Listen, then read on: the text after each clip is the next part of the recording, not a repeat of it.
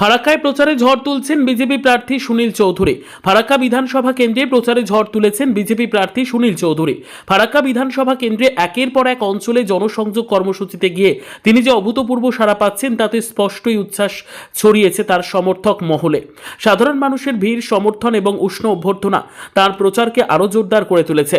প্রচারের ময়দান থেকে সুনীল চৌধুরী আত্মবিশ্বাসের সুরে জানিয়েছেন ফারাক্কার মানুষ পরিবর্তনের পক্ষে এবং সেই পরিবর্তনের নেতৃত্ব দিতে তিনি সম্পূর্ণ প্রস্তুত।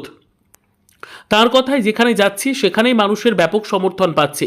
এই সারা প্রমাণ করছে জয়ের পথে আমরা অনেকটাই এগিয়ে। একই সঙ্গে বিরোধীদের নিয়ে কড়া মন্তব্য করে তিনি দাবি করেন তৃণমূল কংগ্রেস, সিপিআইএম বা অন্য কোনো দলকেই তিনি কার্যত প্রতিদ্বন্দ্বী হিসেবে দেখছেন না। তার মতে ফারাক্কার রাজনৈতিক ময়দানে বর্তমানে বিজেপির অবস্থান সবচেয়ে শক্তিশালী। সব মিলিয়ে ফারাক্কা বিধানসভায় সুনীল চৌধুরীর প্রচার ঘিরে যে জনসমর্থনের চিত্র সামনে আসছে তাতে নির্বাচনী লড়াই ক্রমশ আরও আকর্ষণীয় হয়ে উঠছে। ভারতীয় জনতা পার্টির পক্ষ থেকে আমি প্রার্থী হয়েছি। প্রার্থী হওয়ার পর থেকে এলাকার জনগণের একটা আলাদা আনন্দ অনুভূতি জেগে উঠেছে এবং এবার ভারতীয় জনতা পার্টির থেকে ফারাক্কায় পদ্মফুল এবার জিতবে এবং এলাকার জনগণ একদম ভোট দেওয়ার জন্য প্রস্তুত। ফারাক্কা এখন বিজেপিময় ফারাক্কা পরিবার একটা তৈরি হয়ে গেছে, বিজেপি পরিবার। এখানে সিপিএম, কংগ্রেস আর কেউ থাকবে না, তৃণমূল শেষ। এখন ফারাক্কায় বিজেপি এবার জিতবে। আমার প্রতিদ্বন্দ্বিতা আমি ভাবছি না, আর ওর কোনো এখানে অস্তিত্ব নেই, ও 3 নম্বরে থাকবে না। শক্তি আমাদের বিশাল শক্তি আছে, মাতৃশক্তি। আমাদের মাতৃশক্তির কোনো শেষ নেই, ক্ষয় নেই। মাতৃশক্তি জেগে উঠেছে, আমরা জয়ী হব। কতটা আশাবাদী? একদম 100% আশাবাদী। শুনুন, দীর্ঘদিন মইনুল হক 25 বছর শাসনে থাকার পরে 5 বছরের জন্য এখানে মনিরুল ইসলাম বিধায়ক নির্বাচিত হয়েছিলেন তৃণমূল থেকে। উনি বিধায়ক নির্বাচিত হওয়ার পর থেকে ফারাক্কার সমস্ত শ্রেণীর মানুষের উপরে পরোক্ষভাবে, মানসিকভাবে হোক, সরাসরি প্রত্যক্ষভাবে হোক নির্যাতন করেছেন।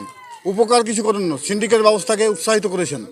এলাকা উন্নয়নের জন্য উনি বলেছেন আমি উন্নয়ন করেছি। উন্নয়ন ভেক কেবল এনটিপিসির ফান্ড থেকে কাজ করে দিয়ে পঞ্চায়েতে চুরি হয়েছে, ব্লকে চুরি হয়েছে, জেলা পরিষদের টাকা তছরূপ হয়েছে।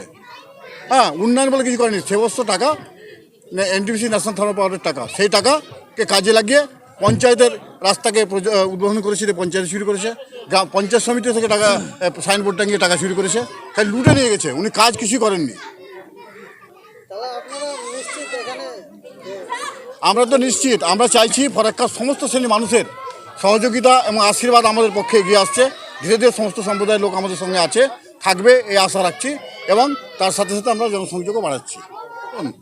বিজেপি মানে হিন্দু মুসলিম বলাটা ভুল। ভারতীয় জনতা পার্টি হচ্ছে একটা রাষ্ট্রীয় দল। কোনো কমিউনাল দল রাষ্ট্রীয় দলের স্বীকৃতি পেতে পারে না।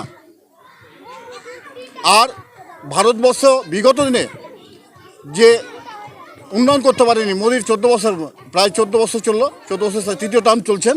3য় টার্মে সারা বিশ্বের দরবারে বিশ্বের সর্বসেরা নেতা হিসেবে পরিচিত হয়েছেন এবং ভারতবর্ষের প্রতিটা মানুষের গৌরব অর্জন করতে পেরেছেন, মানুষের সম্মান পেয়েছেন, আশীর্বাদ পেয়েছেন এবং তাকে আমরা অনুসরণ করেই চলাফেরা করছি আমরা এবং এই দেশকে এগিয়ে নিয়ে যেতে চাইছি।